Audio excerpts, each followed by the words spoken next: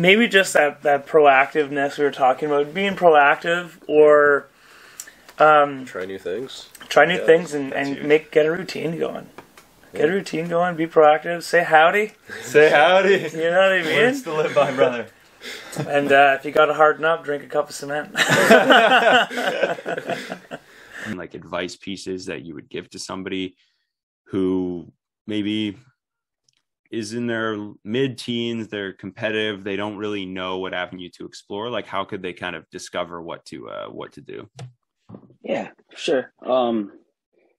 The best advice I would say for someone in their teens is you don't have to have it all figured out. And there's many different avenues you can pursue. Mm-hmm. So you might see somebody who's a young stud, they have it, made, they're succeeding right now, and your story doesn't quite look like theirs. But in the end, after a few years and, maybe 10 years down the road, you might be at the same place that they're at, even though you started out way behind. So don't feel like you have to have it all figured out in your teens. A good example is one of my training partners. His name is Kenny Bednarik. He went to a JUCO, and he's kind of, a late bloomer. Not really many people talked about him in high school. He went to a junior college, didn't have the grades to go to D1, but now he's the Olympic silver medalist in the 200, So does it really matter earlier on how you got there? Yeah. As long as you get there, you know what I'm saying? Right. Like, some people do go to the big school. They're hot when they're in high school. They're hot when they're in college, and they end up doing great stuff as a professional. Some people are hot when they're young and fizzle out. But it all depends on how consistent you are, how hungry you are, and how committed you are to getting to wherever it is you want to go. And sometimes you don't even have to know where you want to go. You'll just figure it out on the path. Just commit to whatever it is you're passionate about at the moment. And eventually the right people will help you find where you have to go. I never thought in a million years that this is where I'd be in my position today when I was a teenager. I had no idea about running professionally. I didn't know that was a thing. I knew there's the Olympics, and that was it. I didn't know about scholarships. I didn't know about the NCAA. I didn't know about professional track or getting a shoe deal with Nike or, all the things that I've done. And now I've traveled the world. I have a great career running for Nike, and I'm a 3-time Olympian, et cetera, et cetera, et cetera. But like, the point is that you don't have to have it all figured out earlier on. Sometimes you just need to be around people who are hungry and ambitious and like, have some type of idea of what they want, and that might rub off onto you, and they might help you try stuff that you never pictured yourself doing. So sometimes you just have to taste like, hey, maybe I want to try this. Maybe I want to try this. Give stuff a try. Be open to different things, and you might find something that sticks, and that might turn into your career, But when you're a teen, there's a lot of pressure to be like everybody else, especially with social media and FOMO and stuff like that. Yeah. So you might like compare yourself all the time, like, oh, I don't have it figured out. I'm worth this and whatever. And mental health's a big thing these days too. So like the effects of mental health on you when you don't have it figured out and you see other people who do, and you feel like you're being left behind, it weighs on people, man. So it's like, bad, I don't want young people to feel like they have to have it all figured out right now. You have time, and that's your biggest asset. So use it. Use that time to explore different avenues that you can pursue, and you might find your passion. You might find what you like, and follow that, man. Just take it and run with it. See how far you can go with it. Nice. What do we need to be able to enjoy it to the max? More and more and more and more.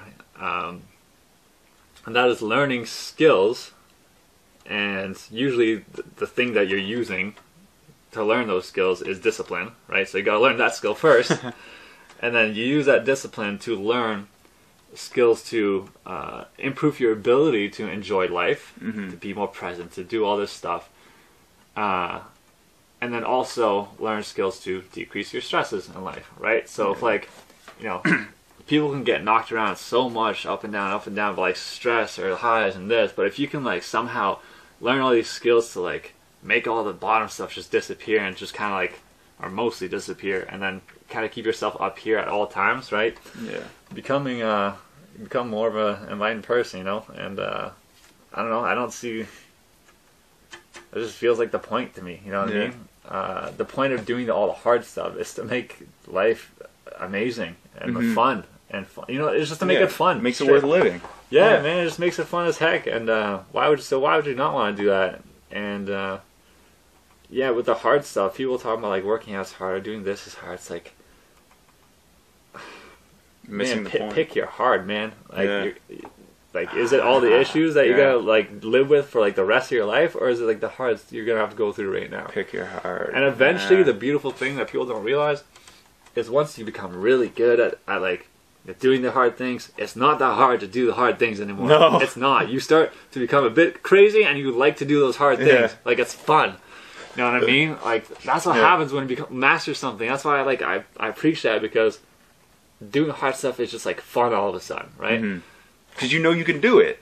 Yeah, and you're constantly overcoming something, and it's like those are tiny versions of the hero's journey. That's literally all it is, like overcoming an obstacle. You know, and then it's a sense of fulfillment you're getting every single time. Yeah, every time you're doing it, like, why we live. I didn't want to do it today. You know, if it's just like doing a cold shower in a day, you're like, I gotta do it today. And just the fact that you can crank it all the way without even thinking about it, just because like it's such a habit, like that's so satisfying. Like I can do it. There's something I don't want to do, but I can do it like that, and it's actually fun. You know, it makes it fun. It's super weird. Super counterintuitive, but I think it's just part of our DNA. So I think overarching like lesson in regards to everything you learned from like the process of dealing with the transplant to now, like do you have any, like, as you kind of wrap it up, any like pieces of like wisdom or advice that you'd pass on to, whether it be somebody going through something similar you've been through, or somebody just even attempting a Great Lake, or just overall life in general? There's a lot of little lessons, but to sum it up into one would be the power of, like, stressing the importance of the power of our thoughts and what our mind, how powerful our mind is.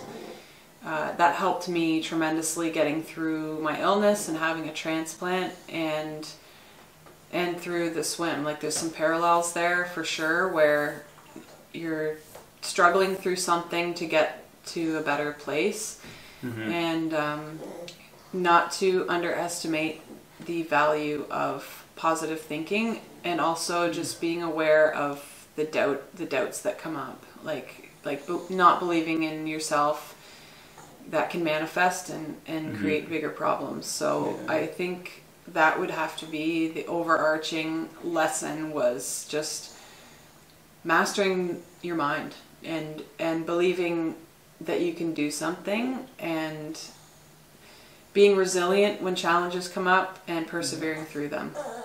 Amazing. Like, whether it be advice or a lesson that somebody has given you that's kind of in your, like, after college, before college phase, that has stuck with you and stood the test of time. It was like played true every time. That's a good question, man.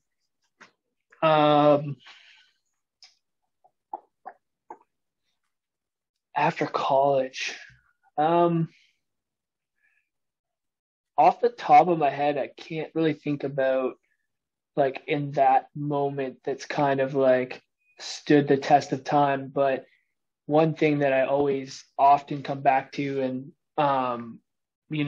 has really impacted me a lot over the last, like, probably 5 years of my life, is just like the idea of, like, exploring things that, you feel like you want to, I'm trying to think of how I can word this right. Like, if you have that feeling of something that you want to do, or a thought or an idea, it's like that kind of keeps coming back to you. Like, explore that, don't ignore it, and see where it can take you. Because for me, that idea of, like, starting something on my own, or going out and putting content out on Instagram, or starting a podcast, is always like this little idea that was in my mind that kept coming back. And I ignored it for a period of time, and then eventually I was like, all right, let's just kind of explore this. And I explored that, and that's led to everything that I have right now, and has set me up for hopefully what will be like a great lifetime, right? So none of that would be possible if I didn't like explore that. So I think a lot of times people have that little thought or that voice or that idea in their head, but it gets shut down by whether it be society's norms of like, well, you'll never be able to do that, or it's like your parents in your ear being like, well, just go get a real job, or it's usually that whether it's your friends who are like, bro, you're crazy, like you're not going to be able to do that, or everyone kind of wants to shut those things down. And I think exploring those things are super important. And if at the end of it ends up not being something that you want to do, or you fail at it, or it doesn't work out, it's like, all right, cool, at least we explored it and saw what could have potentially come from it, right? And did you learn from it? And if you did, great, because more often than not you still learn from it, right? It's never a real loss. Yeah, exactly. Question about what is the best piece of, like, through all the mentors you've had, coaches, right, peers, that you've either received a piece of advice or wisdom that's kind of been presented to you, but you found has stayed with you over time? Can we do two separate answers? One for business related specifically, if possible, and then one for overall. Unless they're the same. Business advice that someone has given me.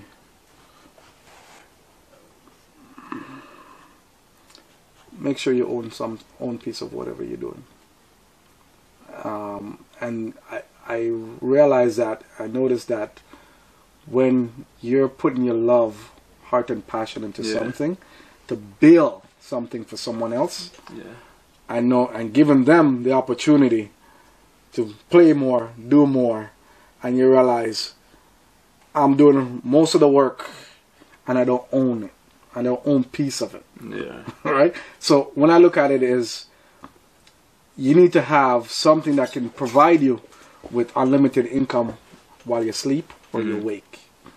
While you wake or asleep. That's the best business advice. So now, when I was in a position to have an option, and that's why I always do 2 jobs growing up. I always have 2 cars growing up. I always have 2 certain things because I want to have the option. If my one car broke down, I have time to get it fixed. I just switch in the next one and I'm gone. Amazing. Right? Till it's fixed. Right? Same thing job-wise. If I lose a job, I have another job. I have something that can turn into a full-time. Right? So even in BC, I had over 100 and something clients. I could do my sports business full-time. It gave me both options. Amazing. Right? But now, after that, I said, that's why I went back to the deal and says, I love it. I want to be part of it, but I need to own some of it. Right? And once he says yes, the other partners, I'm like, all right, we'll figure out all the other details after. Right? But because now I'm putting in my love, I'm putting my hard work, because I want to make sure it's successful, because now I have a stake in the game now. Right? They want to make it successful. Now they have a stake in the game. So that would be my advice to anyone. You're going to trade time for money. Right? If you're going to trade time for money, make sure you love or like what you do. At least. And willing to maximize the opportunity to be successful.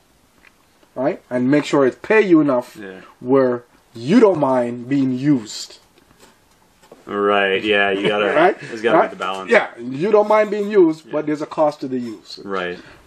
And if you can't, then try to own along the way.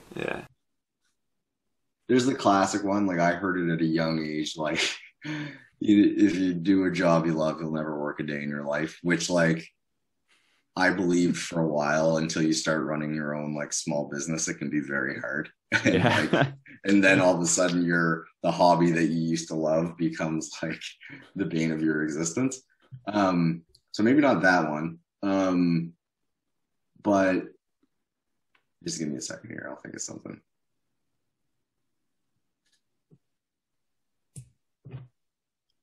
And like, it's so hard not to sound cheesy either. Here's a great one.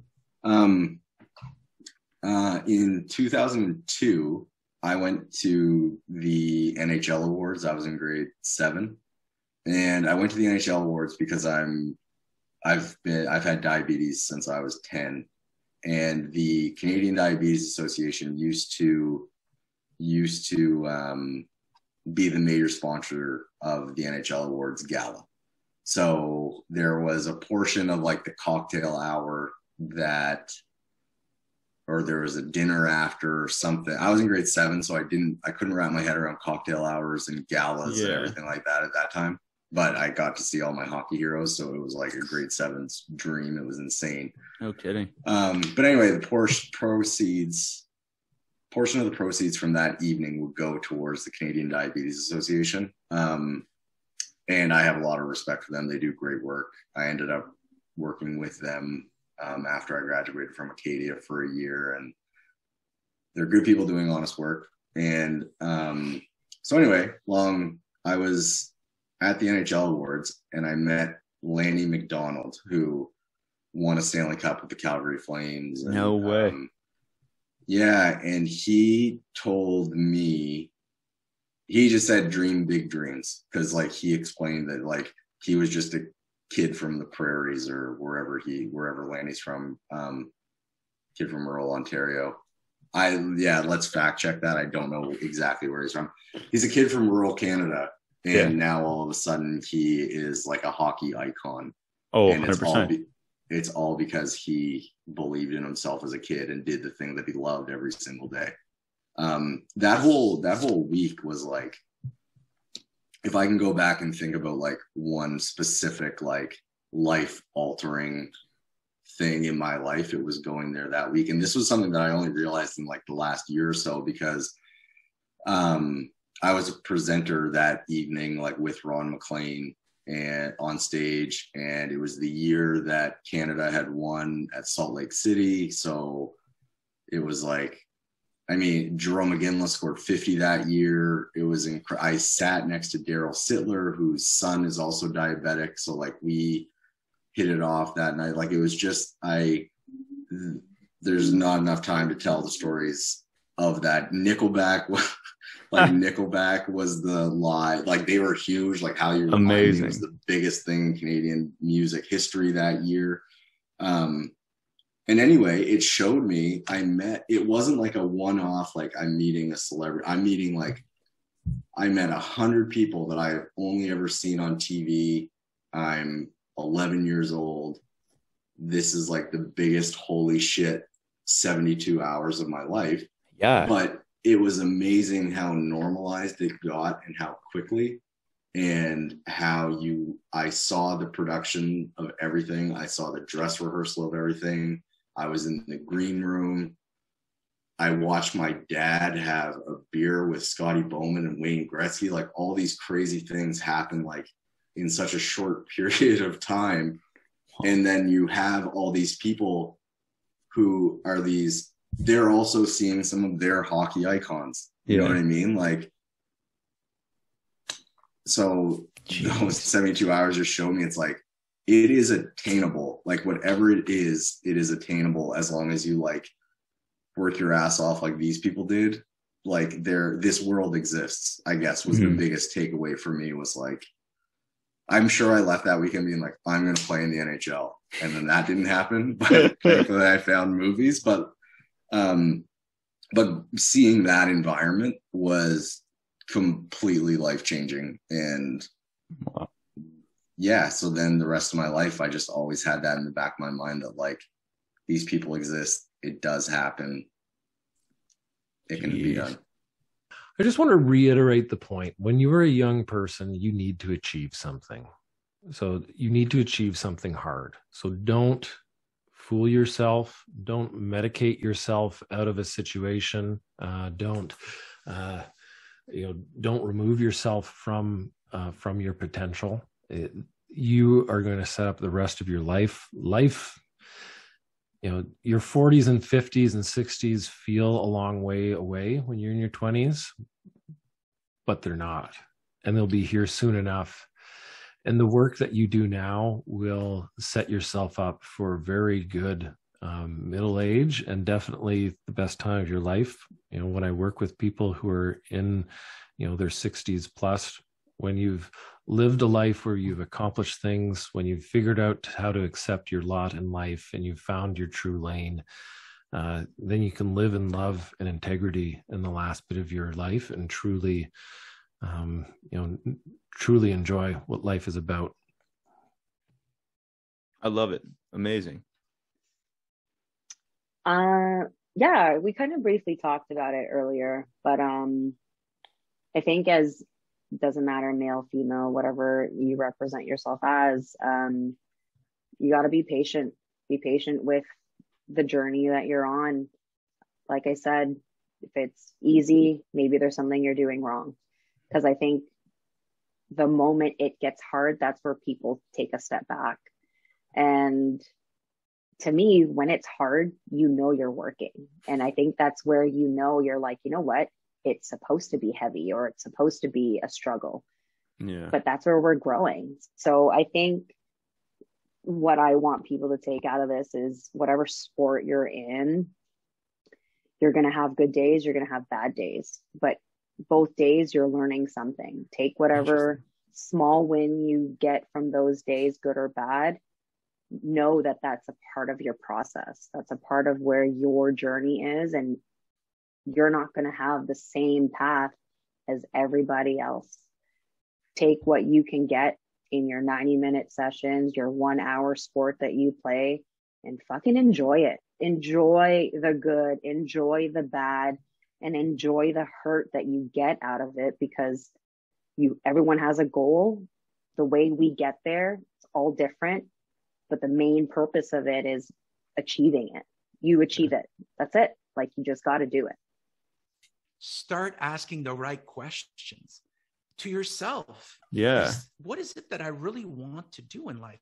And if you don't know, that's okay. That's actually a right spot to be at, because the world is your oyster.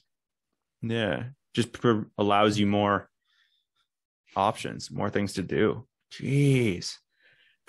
And it will elevate the stress of, I got to find a career. I got to get a degree. I got to listen, go travel, which is what I love about the young generation. Mm-hmm. Right. I was having discussions before COVID with CEOs that saying these kids, they want to travel and not work and all these things. And I'm like, yeah, because they're realizing that who wants to work for a corporation for 30 years in a cubicle from 9 to 5? Yeah. Brutal. And then get only like 5 to 10 years to enjoy what you've built. They want to enjoy it now. And COVID has pushed that right up to the front, that now people want to work virtually and they don't want to go to that. Right. But what's missing is, I think there should be this hybrid world, because you still need the social connection at work. Because now if your only interaction is opening up a Zoom screen, you're not exchanging that energy. You're not doing the small talk. It's all business. Yeah. And it's important within your day.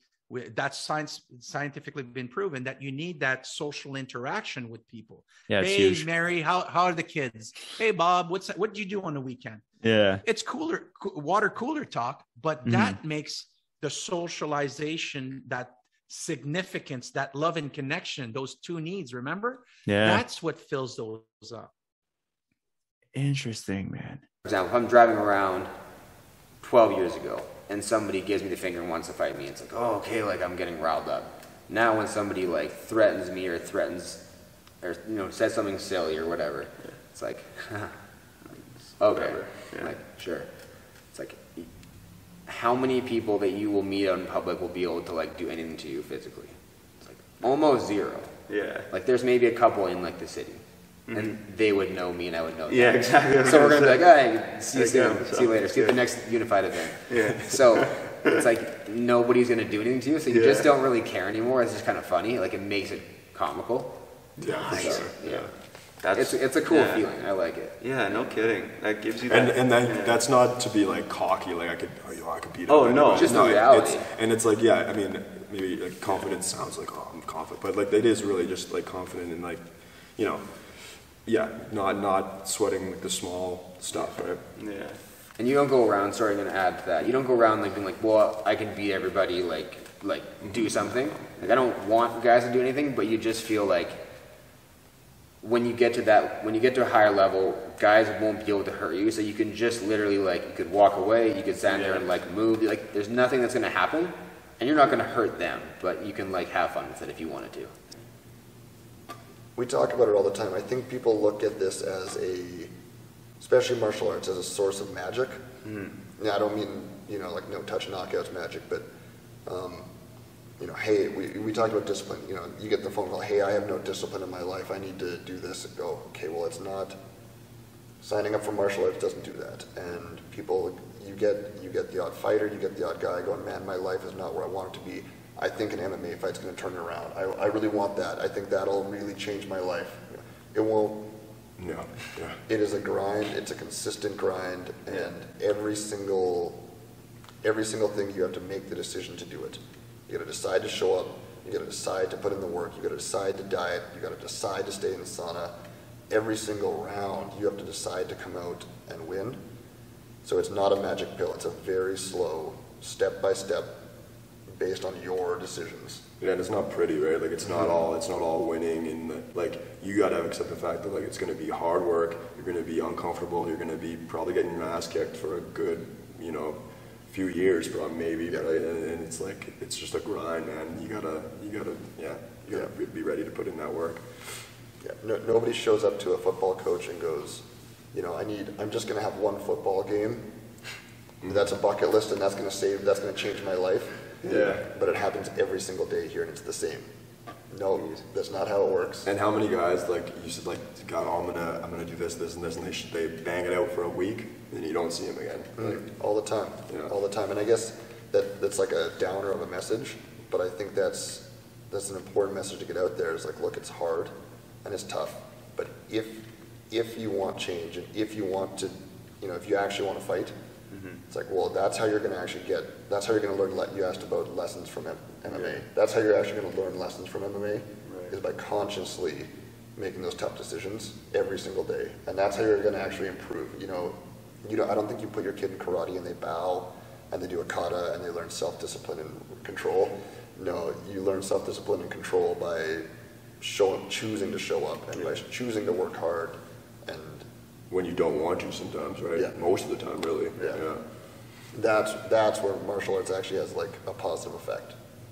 I'll run like, let's just say 5K out, 5K back, and then, next one would be like 10K out, 10K back, and then 15 out, 15 back, 20 out, 20 back. And when you get out there and you're exhausted and you got to run back, like, you don't have a choice. It's not like you're at the gym and you can just quit and go to the change room and go home because something was hard, right? You're out there no matter what, and you got to get back. I love it, yeah. And then you see, like, you're like, shit, I just did something I've never done before, and I didn't think I could do. Right. Which is what's so cool about running. I'll use that 85K, for example, man. Like, when I signed up for that race, I was so nervous, and I was like, I don't know if I should do this. And I'm like, fuck it. I put in my credit card, signed up, and I was done, and I was like, I can't believe I just did that. Like, here we go. Like, training starts today. Let's go, yeah. Like right now. And I started doing like the biggest training runs I've ever done, and when I did that race, right, my longest event was a training run, right? I've done big runs, but I've done them in 24 hours. So this was my biggest consistent run. So in training, I did a 60K run, which was my longest run, consistent. And then when I got to 60K in the race, everything after 60 was like new territory. Yeah, it's like, uncharted. What's gonna happen? Are my legs gonna break? Whoa. Or is my mind gonna break down? Like, feet? what's gonna happen? And nothing happened. I just kept running. Amazing, right? I can do this. Yeah, I got to the end and I was like, shit, I can keep going. Like, it's crazy. Your body is capable of anything, and when you realize that in your mind, it's limitless. It's totally limitless. That's amazing. And I bring that to the gym, right? Like, and everybody sees it. Yeah, like it's infectious being around it. The key to growth is just giving things a crack. Like, as uncomfortable, but like just taking that first step and dipping your toe into the discomfort, right? I'm just such a huge believer in the fact that we are wrought with fear of certain things, and we might not realize them, and we might not be able to put it into words yet. But by starting to just try new things, pushing yourself into the unknown, dipping your toe into these uncomfortable activities, whether that's the gym, whether that's asking for a pay rise, whether that's presenting, all these kind of things. I think the biggest lesson is just to start doing that. And you will, I obviously there's no guarantees, but with the experience, I think there's experiences you'll have within yourself, whether that's your own mental development, personal development, or the people that you meet, you'll just have a completely new outlook on life. And that it's like, it is the kind of key to living from what I've found and from what I've seen, living an incredibly fulfilling life starts with discomfort and starts with fear. So you kind of just got to work through that. Behind it. But do it. Yeah. Do it for yourself. Do it as yourself. Don't try to pretend to be someone you're not or something you're not. I say that, but I did have to pretend to be a photographer before I could actually call myself. I think you have to fake it till you make it, and then there's like the whole authenticity part of it. But I think doing that is like you need those kind of lessons and those experiences in order to kind of actually figure out that's something that you can do, and then once you develop it, you get more comfortable. Like I was very different the first time doing this than now. I'm right? sure. It's like be way easier, be yourself, loosen up, conversations are better, everything's just I was much more likely to shit my pants at my first photo shoot than I am now. For myself, the audience, message you want to leave. I'm sure this won't be the last and only time we do this, but for now. I would say to inspire others, you first have to inspire yourself. And that comes from like being true to yourself, but like to be able to inspire other people or feel like you're doing something good for the world, you have to find like what drives you in life.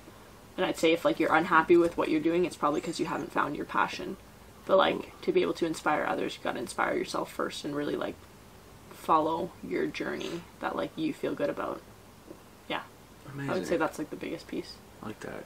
I want to know from you, like what was the original reason why you created Life After High School?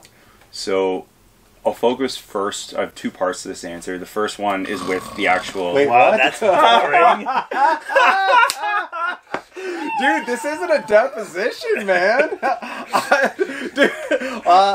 Anybody that starts an answer like that is like, this is going to be a two-part answer. It's like, holy shit. I mean, I wasn't even ready for a one-part answer. Hey, if you want to poke your campaign statement in my lawn, hey, any day of the week, dude, I got you. I'll have a spot. Glenn YG for mayor. Oh yeah. Also, I don't know if you guys have noticed it. So we all somewhat decided to have mustaches. Not technically true on my case. So Patty, I think you just been rocking that stash for a minute. Hot minute, yeah.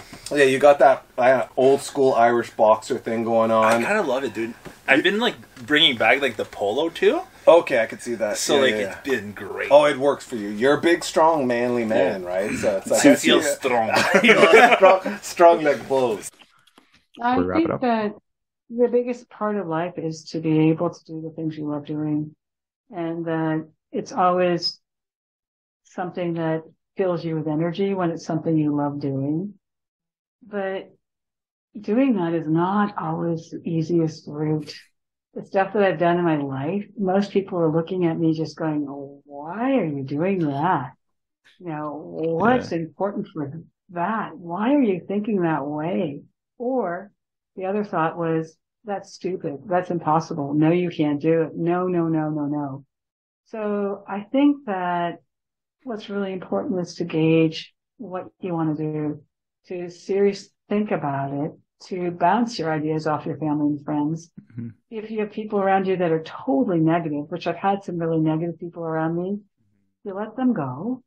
And then you surround yourself with people that are like-minded, that understand what it's like to really put yourself out there and to believe in your dream and your vision and your willingness to work toward it, and to realize that you're not a mainstreamer, but you've chosen not to be in the mainstream. You've chosen to go in your own way. And that's what really makes life exciting. Amazing. It could be something you learned when you're younger or something that's just applicable for every day, but something that's kind of stood the test of time. Oh man, it's a hard question. With all my introspection, I can't even think of this one.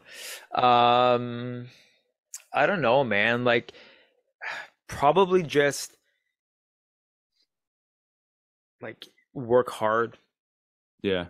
Right. Like I've been instilled with that, like with my family for so long, and even if I didn't work as hard as I should have in university and in school, and I was always kind of taught that. Mm-hmm. Even though I never understood why my parents would tell me that. So I guess now, now it's like, well, now that I have something that I absolutely love, now I'm willing to work hard for it. So I guess that's something that like has always been along with me, is just when in doubt, work hard. Explain to me what a good initial like amount is to have to start with, like a bare minimum To number. buy? Yeah. Okay. To buy. So the October average price. Oh, that's perfect. So this is good. That was only 3 weeks ago.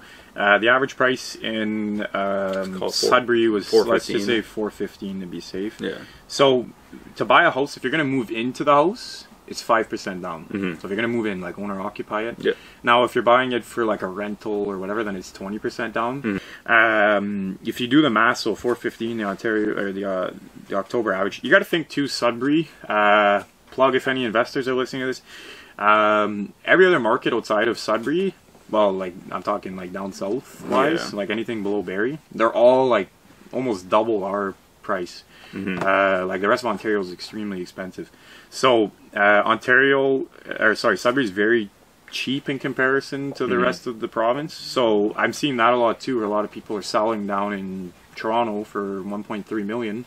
Coming up to Sudbury, buying a house 6 times the size for half the price, right? Yeah. And then they have like insane $500,000 in the bank. So back to this. So $415, the money for that at 5% down would be about $21,000. But that's just your down payment. Now I know finance people, they like to the banks like to see you have a float of like an extra 1.5% on top of that sometimes.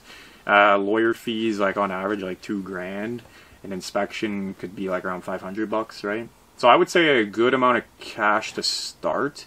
And you got to think though, the average price though, that's from like new build all the way down to like mobile home together and divided kind of idea. So like a first time buyer price range is like, let's just use 300,000. So like, because that's what I mean. Like your first house isn't going to be a new Sudbury 6-bedroom house, right? Like that's something you get like in your second or third house. So if you use 300,000 as like a median like starter house price at 5% down, $15,000. So I'd say like $20,000 comfortably. You could probably buy something. Nice. Is if anyone leaves with anything from this episode and they have any desire to do anything online, I would leave with this: we overthink the shit out of online marketing and social media. But if you were to break it down to swap algorithms, swap any of these buzzwords for just people, and think about it like real people. Who do you connect with the deepest in your life? Ooh. Why do you connect with them the deepest? Right. It's common interests, common struggles, vulnerability, and authenticity. How do you transfer that through content? Because that's really all this is like, how do I sit down with someone and become their best friend in real life? All I have to do that is give them opportunities to see those parts of me that I would do in person through a video. And so I think that the biggest thing that people can do for starting that is just like make a video. I think so many people feel like there's so much to it and they feel like they can't. Everyone can. If you have a phone in your hand, you can start telling a story, right? And there's so much freeing nature in doing that. I think also, as much as I say like be authentic, it's really important for me to mention that's pretty pressure inducing. But what can eliminate that is that no one is being themselves on camera, and that you become gradually more yourself, and you discover yourself the more that you are on camera. Like take me through like the details of it. So probably like the biggest thing. Of what you want to share at least. Well, the biggest thing was losing my mom. Oh shit. Yeah, unfortunately. Oh, I did not see that coming. It was super unfortunate. So, like 2020 was like mentally destructive. But then I lost my mother in like 2021. Right.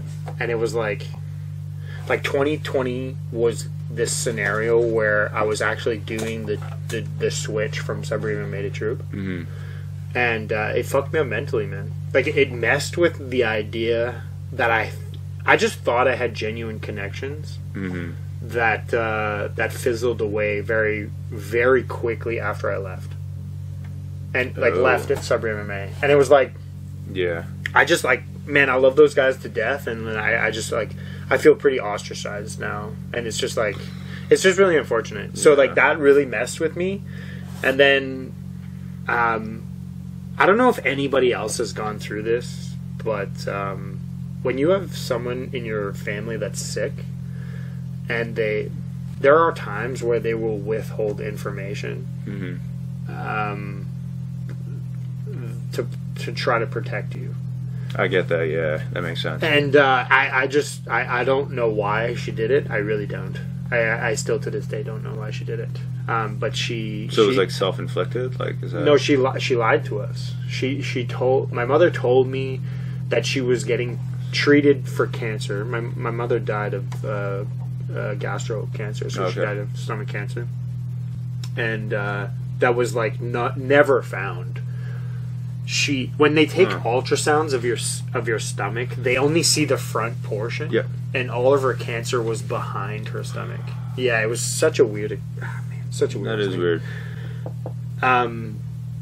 But yeah, when you have this person... I'm going to tell you something right now. I'm going to actually tell all your viewers everything right now. Call your mom and tell you that you love her, man. Because, you don't understand the extent of what they will do to love you, man. You have no fucking clue.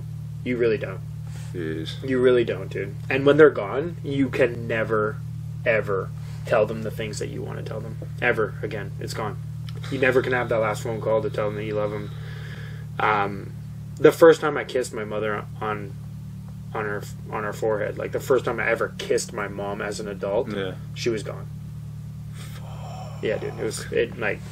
I don't recommend that for anybody. Oh man. Yeah, it was That's really heavy. It was a really unfortunate experience. And Yeah. and then on top of that too, being 2020 is when she told us that she was sick.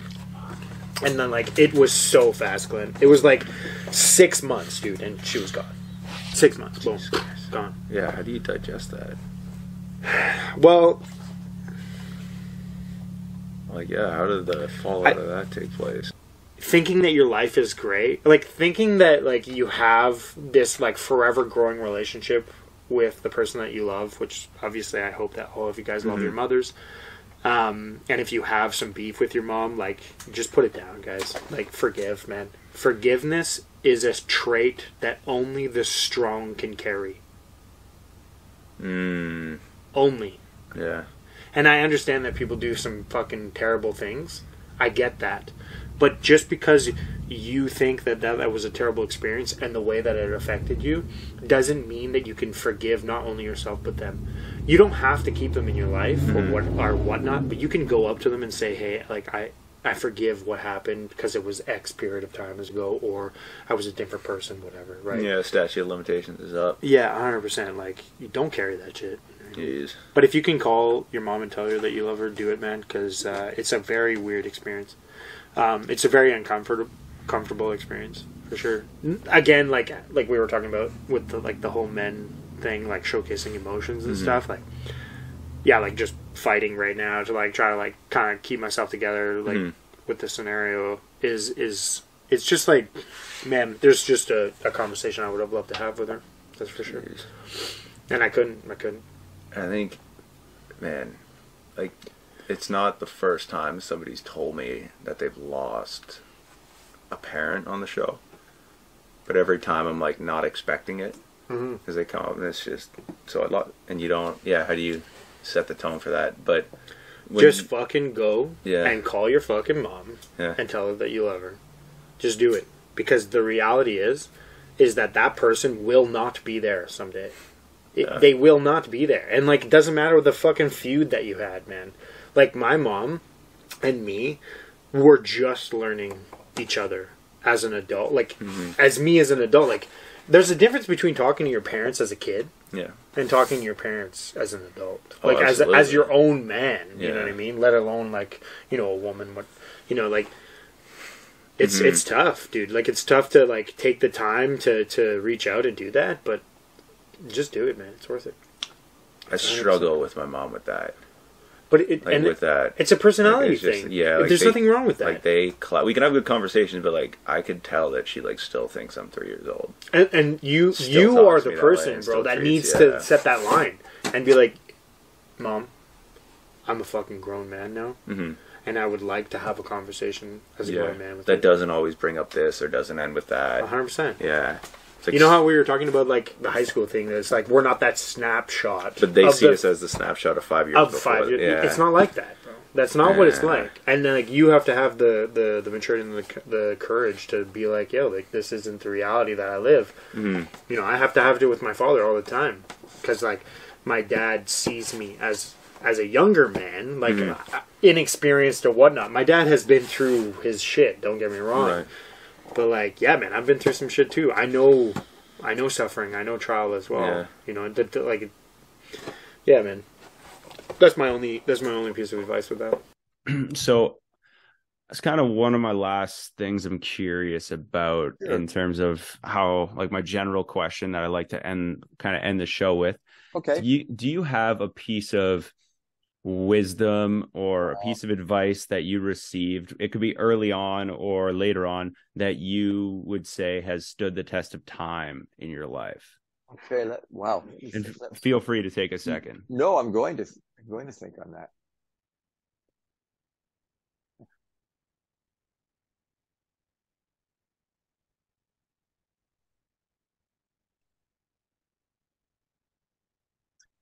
I guess two things. One is simply believe. And what I mean by that is believe in yourself, believe in what you're doing, believe in what you're creating. Even on those days where you don't see like you're making progress, you're mired in self-doubt. That's all part of it, right? Right. Like 100%. Courage exists, right? It doesn't exist without fear. Fear is part of the equation. Despite fear, you're going forward, right? So so that was something very early on, and that core belief of self. I think I would say that keeps me motivated and driving, right? Because I do believe, and I believe. And the second thing is, I learned, no matter what you're doing, whether you're a musician, you're a visual artist, you're a writer, you're an actor, right? Just know that no one's going to care about your work more than you. So there'll be people that will come along the ride for some of it, like, whether working with a bunch of actors or a show, but know that no one, and that doesn't mean that's that. And so that's how it should be, because it's your work, and other people are going to be invested in it to the level they need to be invested, but it will always be yours. So with that, and this is something I've discovered over the years, the more I put into my creative work, the more I always get back. And it's an equation that has never failed to disappoint me. Yeah. Right? If you look at, but I know I've been there a few times. Sometimes I might have had a relationship in my life that maybe didn't go the way I wanted it to, even though I was working on it and giving it all. But there are controls whereby that's just the way it goes, and it took people that eventually weren't on the same wavelength. Yeah, it's life. It's life. But with your creative work, because it's what you're creating. If you're investing 100% into your work, you'll get 150% back. Whoa. If you stay committed to it. Right? And that's the big thing. I like that you added that. Amazing. Yeah, you got to stay committed to it. And that ties in with belief. So I guess and that kind of comes up with the other thing about just show up. Just do it. Just show up and do it. Amazing.